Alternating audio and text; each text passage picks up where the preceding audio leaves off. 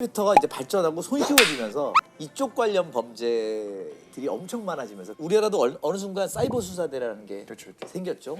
일단 컴퓨터 역사에서 초창기에는 그런 게 많지 않았었던 이유가 대부분 군에서 개발을 했고 기업체에만 들어있고 하니까요. 개인 PC가 나온 다음에야 이제 범죄라고 할 수 있는 것들이 생기기 시작해요. 아마 그 당시에 범죄라고 해봤자 주로 이제 PC를 들고 훔치는 것 정도가 아닐까. 그러니까 이제 이 컴퓨터 범죄가 심각해진 것은 컴퓨터들이 서로 연결된 다음이죠. 즉 이제 인터넷 그때부터가 이제 본격적인 컴퓨터 범죄라고 할 수가 있을 텐데 저희가 여기서 반드시 한번 얘기를 해야 되는 게 인터넷 얘기를 좀 해야 돼요. 그렇죠. 인터넷 얘기도 물론 한참 얘기해야 되지만 핵심만 하나만 얘기하면 기본적으로 이건 군사 장비예요. 그러니까 원래 이름은 아르파넷이라 그래서 이걸 개발한 이유는 적의 핵 공격이 있었을 때 만약에 모든 정보가 하나의 컴퓨터에 집중돼 있거나 펜타곤에 다 있다거나 그러면은 거기 미사일이 하나 떨어지는 순간 끝장나는 거잖아요. 그렇죠. 그러면 어떻게 이런 동시다발적인 수많은 핵무기 공격에 우리가 대응할 거냐? 정보를 수많은 곳에 분산해서 쫙 퍼뜨려 놓고 이것들 사이를 다 연결을 해놔서 마치 그물망처럼 돼 있으면 찢기지 않고 살아남을 수 있잖아요. 그러니까 이런 개념으로 마치 만들어진 거예요. 중요한 거는 핵무기의 공격에도 정보가 없어지지 않도록 구축된 그런 네트워크라는 사실을 우리가 알아야 돼요. 이게 나중에 굉장히 중요해질 거예요. 자신의 어떤 프라이빗한 정보가 거기 올라가는 순간 지우기가 힘들어요. 핵전쟁을 해도 없어지지 않게 만들어진 시스템이에요. 우리가 인스타그램에 한번 올린 이야기들 계정을 폐쇄하고 싹 없애도 그건 아마 영원히 남아있지 않을까요? 어딘가에는? 오늘 아까 두 분 인스타 올리셨잖아요. 우리 돈 쓰러 가자. 네. 그건 영원히 남을 거란 얘기죠. 최근에 이제 문제가 되는 것이 이제 다크웹이라는 게 그렇죠. 있잖아요. 다크웹이라는 게 정확히 어떤 걸까요? 이제 웹이 그러니까 빙하처럼 이렇게 떠서 서피스 웹 우리가 그냥 검색으로 쉽게 찾을 수 있는 게 이제 웹사이트들이 서피스 웹이고 표면적인 네, 그다음에 그 아래 딥 웹. 딥웹. 거기는 예를 들면 넷플릭스 같이 찾을 수는 있지만 함부로 들어갈 수는 없는 거예요. 유료 웹들. 그 밑에 이제 다크 웹인데 그거는 특별 프로그램을 사용해서만 식별이 가능한 건데 맞아요. 그래서 다크웹에 접근할 수 있는 프로그램이 대표적인 게 이제 란 게 있어요. 그러면은 어떻게 하면 내가 이걸 접속하는데 나를 숨기고 접속할 수 있을까? 이제 그걸 제공하는 일종의 브라우저가 인 거예요.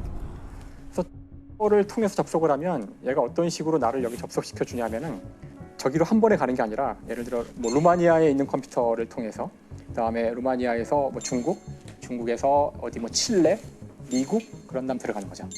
그런 식으로 이렇게 가기 때문에 이쪽에서 이제 역으로 알아가려면 문제가 엄청 생겨서 힘들겠네요. 역으로 이게 어디서 왔지 그러면은 저한테 바로 오는 게 아니라 일로 가는 거죠. 그러면 이걸 뒤지려면은 영장을 받아서 칠레에 가서 거기서부터 칠레를 막히는구나. 찾아도 또 중국에.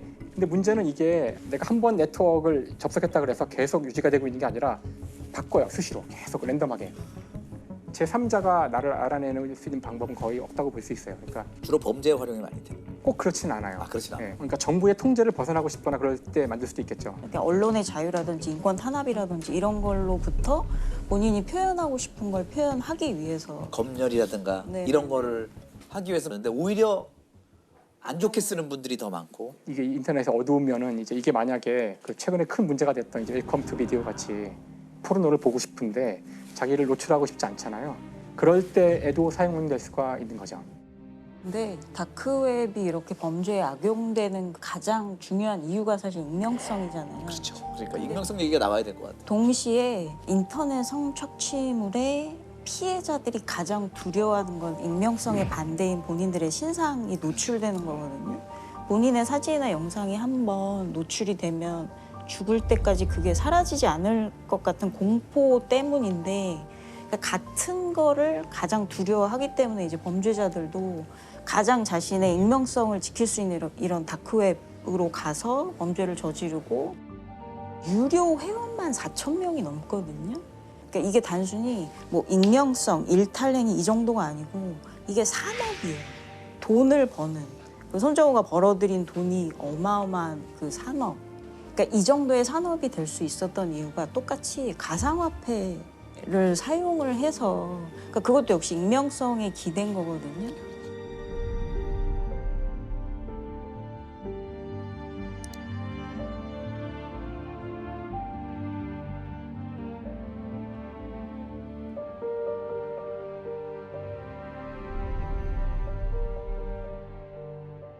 사실은 사람의 가장 어두운 면이 많이 드러날 수 있는 게 사람들이 익명성을 띌 때여서 그런 걸 되게 잘 보여주는 게 저 다크웹의 사례예요. 그러니까 인터넷 세상에서 또 새롭게 파생되는 범죄의 양태가 너무나 많아서 근데 가장 심각한 거는 저도 성에 관련된 그렇죠. 범죄가 제일 크다라는 생각이 들긴 합니다. 왜냐면 그건 피해자한테 살인이거든요. 지울 수 없는 주홍 글씨를 살인이라고 합니다. 남기는 거예요.